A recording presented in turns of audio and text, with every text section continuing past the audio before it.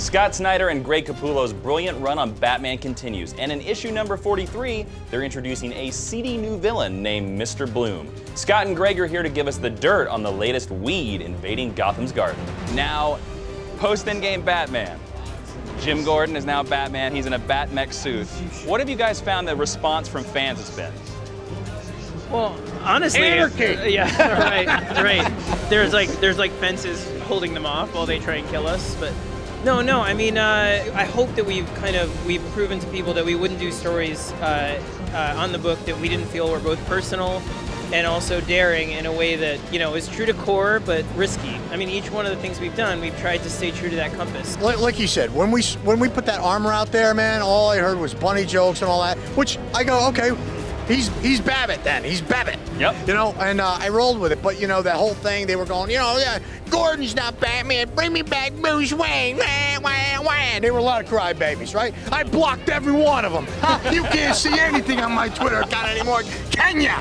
But anyway, I always said, you know, just give it a little bit of time, see where we're going with the story, because I know ahead of you what the story is. Yeah. And I go, if they just commit, they're going to turn around and love it.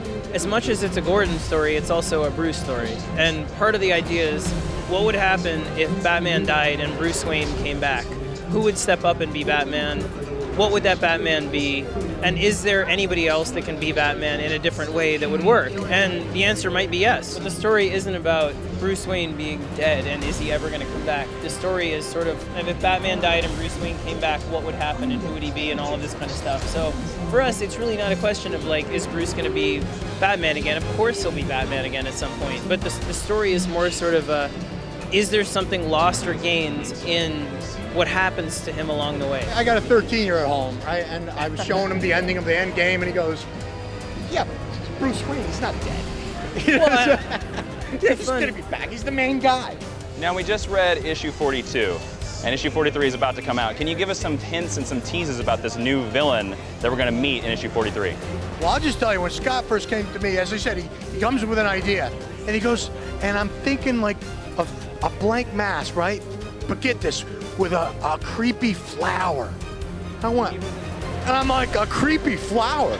You know, I got fond memories of flowers, you know what I mean? How's that flower gonna scare Batman? Yeah, I get my wife flowers, you know, honey, I love you, right? So I didn't really see it, you know? But once you start to see it on paper, come to life, that's when it really sells it to yourself. And so now that I've drawn it for a little while and in context, you go, yeah, that's pretty creepy, so it's cool. But that's how it all started. And I'm sure Scott has more to add about Mr. Bloom, and he's going to do that for you now.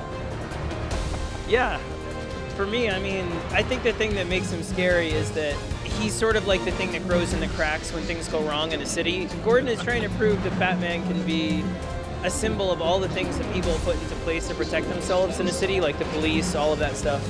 And Mr. Bloom is the antithesis. He's sort of like all the things that can kind of come together when those cracks get too big between communities, between, you know, classes, all of that stuff. So he's a pretty scary, like, straight up horror villain.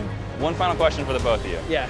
Is there a DC character that you would love to touch? You know, geez, I don't know. I've been getting to touch, you know, again, I got to draw Wonder Woman. That was great fun. I drew The Flash. So I've had most of those, you know. I don't know, some people say they want to see me do Justice League. You know, that's a lot of work to do Justice League. I've touched on it a little bit, and I don't know, you know, I love all comic book characters. And if he's writing it, I mean, there's the appeal for me right there. So. I'd go wherever he wants to go. I mean, a true dynamic duo. No, honestly, we're a team, like, to me, like, beyond Batman, beyond, like, so anywhere he wants to go, I'd go. That's it for now, but you can check out both of the videos right over there for more DC All Access. And remember to click subscribe to make your subscription feed more powerful than a locomotive. Pretty sure he's kidding there. No, I'm not.